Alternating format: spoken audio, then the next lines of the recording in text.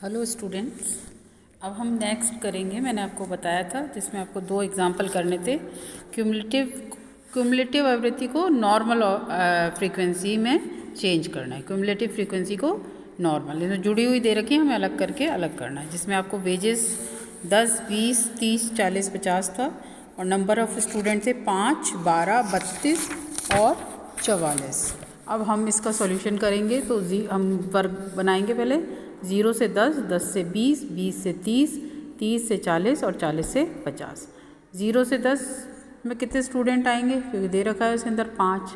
10 से 20 में उन्होंने कितने दे रखे हैं, 20 तक के में 12 दे रखे हैं, तो 12 में से 7 गए तो कितने बचे, 12 में से 5 गए तो 7, है ना। 20 से 30 में 20, 32 दे रखा है, 32 में से 12 गए तो 20।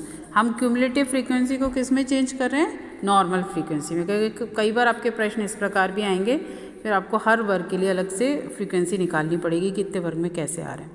30 से 40, 44 में से 32 गए 12, और 40 से 50 में 6 हैं, 50 में से 44 गए तो 6। ध्यान रखिएगा, सामान्य आवृत्ति ज्ञात करते समय उस वर्ग की संचयी आवृत्ति में से पिछले वर्ग की संचयी आवृत्ति घटाते जाते हैं। पिछले वर्ग की घटाते जाओ, ठीक है ना। तथा वर्गांतर ज्ञात करने के लिए अपर सीमा से वर्ग विस्तार घटाने पर अधर सीमा भी हमें ज्ञात हो जाती है। अब जो दूसरा है एग्जाम्पल, उसमें देखो 5 student get less than 3 marks, 12 student get less than 6 marks, 25 student get less than 9 marks और 30 student get less than 12 marks. ठीक है, अब आप इसको देखो, इसको हम सॉल्व करेंगे तो अपर लिमिट क्या है, less than 3 marks, number of student 5 है, लेस देन 6 मार्क्स, है ना, जिसके 6 से कम मार्क्स आए ऐसे 12, less than 9 marks 25, less than 12 marks 30, है ना। ये हमने सीमा तय करी। अब हम इनके ग्रुप बनाएंगे, तो ग्रुप कम से कम 0 से 3, 3 का अंतराल ले सकते हैं, 3 से 6, 6 से 9 और 9 से 12 बराबर के अंतराल। अब 0 से 3 में तो हमें दे ही रखा है कि ऐसे स्टूडेंट जिनको 3 से कम मार्क मिले हैं ऐसे स्टूडेंट है 5। अब नेक्स्ट हमारा वर्ग है 3 से 6, यानी कि 3 से लेके 6 नंबर। तो आप देखो ऐसे स्टूडेंट जिनको 12 स्टूडेंट जिन्होंने 6 मार्क्स से कम प्राप्त करें, तो हम 12 में से घटाएंगे इनको 5 को, तो कितना हो गया 7। 6 से 9, यानी ऐसे स्टूडेंट जिनको 9 मार्क्स से कम मिले, ये 25 दे रखे हैं, तो 25 में से 12 गया तो कितने बचे 13। और ऐसे स्टूडेंट जिनको 12 मार्क्स से कम मिले, ऐसे 30 स्टूडेंट है, तो 30 में से 25 गए तो 6। ये हमारा वर्ग बन गया और ये हमारी फ्रीक्वेंसी सेट हो गई। क्या होता है, लेस देन और अंडर और अबव शब्दों का प्रयोग न करके निम्न सीमा में 0 लिख देते हैं तो भी इसे हम का अर्थ संचय आवृत्ति के समान ही होता है। सभी वर्गांतरों की अधर सीमा समान लिखकर भी संचयी आवृत्ति प्रस्तुत की जा सकती है। इसके अतिरिक्त किसी समंग श्रेणी को सामान्य फ्रीक्वेंसी और क्यूमुलेटिव फ्रीक्वेंसी अर्थात मिलीजुली श्रेणी के रूप में भी प्रस्तुत किया जा सकता है। ऐसी दशा में केवल क्यूमुलेटिव फ्रीक्वेंसी वर्गांतरों की आवृत्ति को ही बदला जाता है। अब एक नेक्स्ट एग्जाम्पल आप देखिए, एग्जाम्पल नंबर 7, ठीक है। इसमें क्या दे रखा है आपको, convert the following cumulative frequency to simple frequency. Profit दे रखा है in thousands, number of firm दे रखी है ना, ऊपर 000 लिखा है, तो 0 and 20, नंबर ऑफ फॉर्म्स कितनी है 15, 0 to 30 33, 0 to 40 60, 0 and 50 83, 0 and 60 is 100। इसको हम सॉल्व करेंगे तो हम कैसा वर्गांतर बना लेंगे, हम 10 से 20 का बना लेते, क्योंकि 20 तक में तो है ही, 20 से 30, 30 से 40, 40 से 50 और 50 से 60। अब नंबर ऑफ फॉर्म्स 10 से 20 यानी कि 0 and 20 में तो आ ही रही है, दे रखी है 15। नेक्स्ट कितनी है 0 से 30, क्योंकि अब हमारा वर्ग बन गया है 20 से 30 का, तो हम क्या करेंगे 33 में से 15 घटा दो, कितने बचे 18। फिर 30 से 40 है, 60 में से 33 घटा दो 27। फिर 40 से 50 है, 83 में से 60 घटा दो, उसके बाद 50 to 60 है, 100 है, 100 में से 83 घटा दो। ठीक है, एग्जाम्पल ऑफ मिक्स्ड ग्रुप, मैंने कहा ना आपको मिक्स्ड ग्रुप भी हो सकते हैं। बिलो 10, बिलो 20, बिलो 30, फिर ग्रुप बन गए 30 to 40, 40 to 50 एंड 50 to 60। इनकी फ्रीक्वेंसी दे रखी है। तो पहले तो हम ग्रुप पूरा चेंज कर लेते हैं। अब यहाँ पे हम 0 to 10, 10 to 20, 20 to 30 और 30 से 40 तो हमको दे ही रखा है। तो हमें बस ऊपर वाले का बनाना है। बिलो 10 कितने हैं? 5। बिलो 20 कितने हैं? 8। 8 में से 5 गए तो बचे 3, यानी कि 10 से 20 के ग्रुप में कितने आएंगे? 3।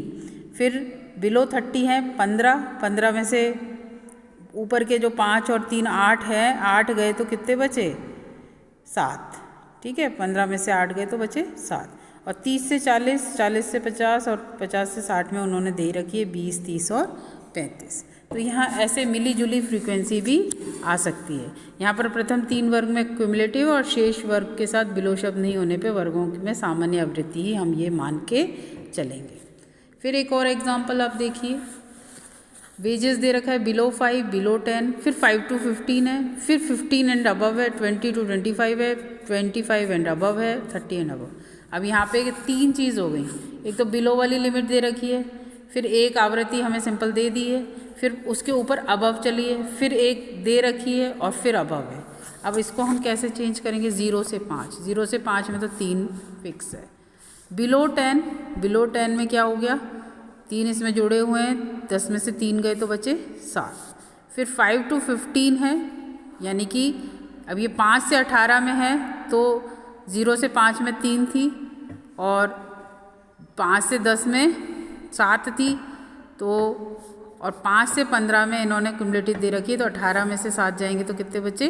11। 15 एंड अबव, 15 एंड अबव में 15 to 20, तो यहाँ पे अब आप देख लो कितनी दे रखी है? 15 एंड अबव 48। तो ऊपर वाला नहीं, हम नीचे वाला हम इसको करेंगे तो कितना आएगा? देखो 48 माइनस 15 माइनस 9 माइनस 4।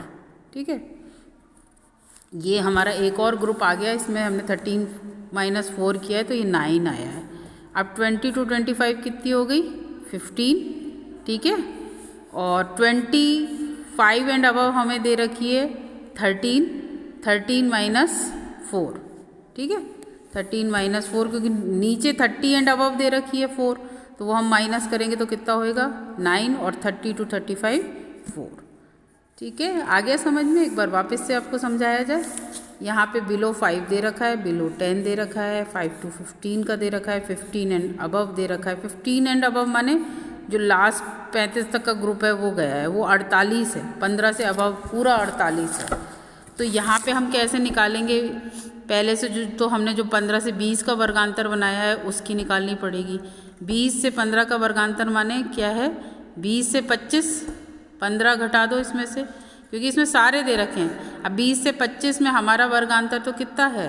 15 से 20 का ही है। तो 20 से 25 है तो इसमें अभी हमें 25 वाला भी अलग करना है कि 20 कितने और 25 कितने हैं।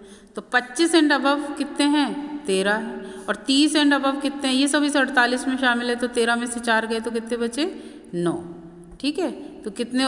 20 से 25 का तो हमें 15 फिक्स दे ही रखा है, हमें नीचे वाले दोनों का 25 एंड अबव, क्योंकि वो उसमें जा रहा है तो वो निकालना पड़ेगा।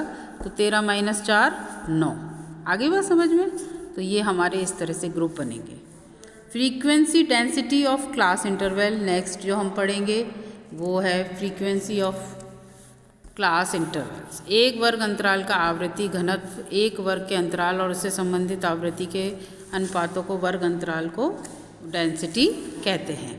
ठीक है, अब आप देखिए ग्रुप्स बने हुए हैं, हमारे ग्रुप्स हैं 10 to 15, 15 to 20, 20 to 25। ठीक, फ्रीक्वेंसी दे रखी है 3, 4 एंड 8। फ्रीक्वेंसी कितनी दे रखी है? 3, 4 एंड 8। डेंसिटी कैसे हम निकालेंगे? वर्ग अंतराल से भाग देते जाएंगे। 3 divided by 5 is equal to 0.6, 4 divided by 5 is equal to 0.8, 8 divided by 5 is equal to 1.60, यानी कि relative frequency and percentage frequency of class interval. सापेक्षिक आवृत्ति से तात्पर्य एक वर्ग अंतराल की आवृत्ति एवं कुल आवृत्ति के अनुपात में एवं अनुपात को 100 से गुणा करने पर के अंतराल का प्रतिशत आवृत्ति, मतलब इसको हम परसेंटेज में निकालेंगे। कैसे? तो जितनी टोटल आवृत्ति है उससे भाग दे के 100 से कर देंगे तो ये परसेंटेज में चेंज हो जाएगा। बाई वेरिएट फ्रीक्वेंसी डिस्ट्रीब्यूशन, कभी कभी दिए गए समग्र समूह के दो चल एक साथ अध्ययन करने होते हैं, जैसे व्यक्तियों के समूह की ऊंचाई और भार।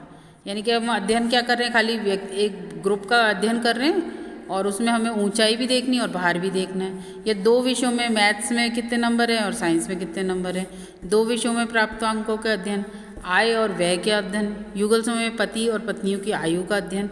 इस प्रकार क्रॉस वर्गीकरण से प्राप्त सारणी को टू वे टेबल या बाई वेरिएट फ्रीक्वेंसी टेबल या कोरिलेशन टेबल कहते हैं। ठीक है। द्विचर आवृत्ति वितरण के लिए एक चर पंक्ति और दूसरा चर कॉलम की ओर लिखे जाते हैं और प्रत्येक मत का मिलान चिन्ह सारणी में लगाया जाता है, जो व्यक्ति की चर को सीध में उस कॉलम में होता है जिस कॉलम वाले संबंधित द्विचर। अब आप ये एग्जाम्पल से आपको समझ में आ जाएगा। ठीक है। एज ऑफ हस्बैंड से दे रखी है, एज ऑफ वाइफ दे रखी है। Age of husband, age of wife, prepare a bivariate frequency distribution from the following data.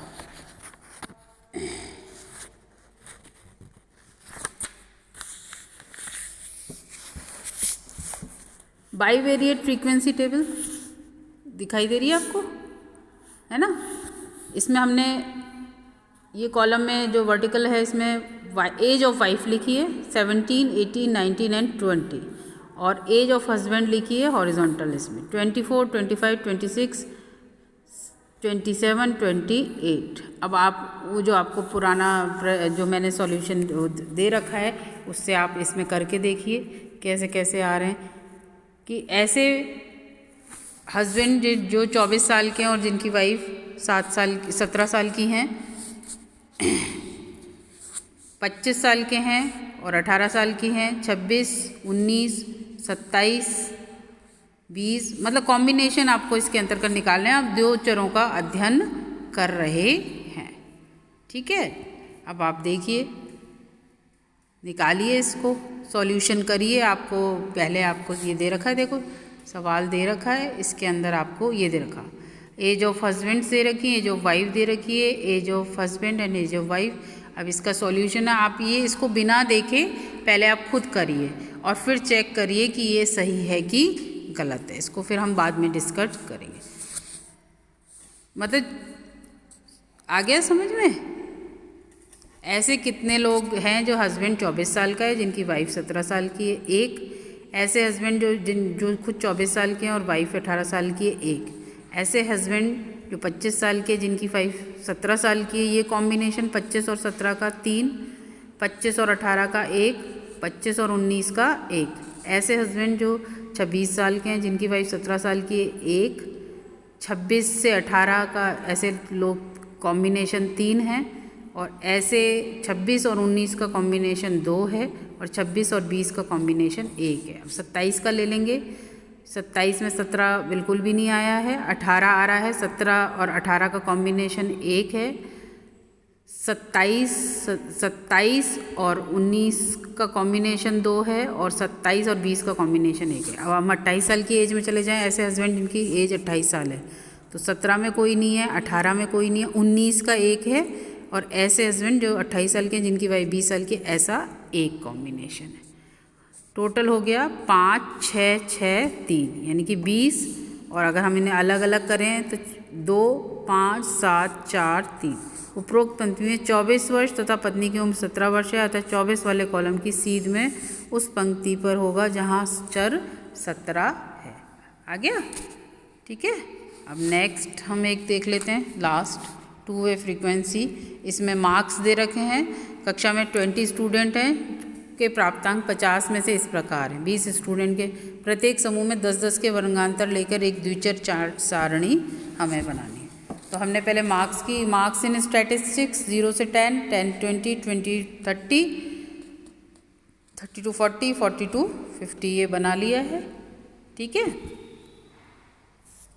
और इसके बाद हम बनाएंगे 0 to 10, 10 to 20, 20 to 30, 30 to 40 और 40 to 50। अब ये आप लोग बनाओ। देखो ऐसे स्टूडेंट जिनके मार्क्स 0 से 10 हैं स्टैट्स में भी और इकोनॉमिक्स में भी। ऐसे स्टूडेंट जिनके मार्क्स 10 से 20 हैं स्टैट्स में भी और इकोनॉमिक्स में से, ऐसे चेक करके आप अपना सॉल्यूशन करिए और आप जितनी प्रैक्टिस करेंगे उतना ही आप आगे आपके लिए सवाल करना आसान होगा। ओके, नेक्स्ट हम नेक्स्ट लेक्चर में पढ़ेंगे। Thank you.